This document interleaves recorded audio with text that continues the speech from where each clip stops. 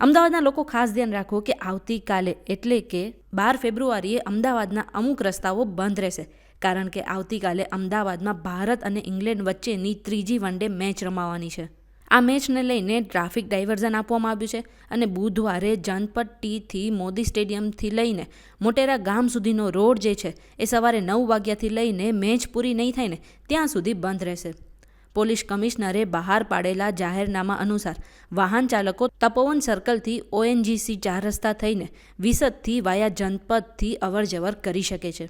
ટૂંકમાં જનપથ ટીથી મોટેરા સ્ટેડિયમ સુધીનો જે મુખ્ય ગેટ છે એ અને કૃપા રેસિડેન્સી ટીથી મોટેરા ગામ ટી સુધીનો આવા જવાનો જે માર્ગ વ્યવહાર છે એ બંધ રહેવાનો છે. તમે કયા રસ્તે અવરજવર કરી શકશો એના વિશે પણ વાત કરી લઈએ તો કૃપા રેસિડેન્સીથી શરણ સ્ટેટસ 4 રસ્તા થઈને ભાટ કોટેશ્વર રોડથી અપોલો સર્કલ તરફ જઈને તમે અવરજવર કરી શકો છો. વાહન ચાલકોએ મેચ પૂરી થાય ત્યાં સુધી આ વૈકલ્પિક રૂટ અપનાવવાનો રહેશે. આટલું જ નહીં, મેચને લઈને મેટ્રો પણ રાત્રે 12 વાગ્યા સુધી દોડાવવામાં આવશે.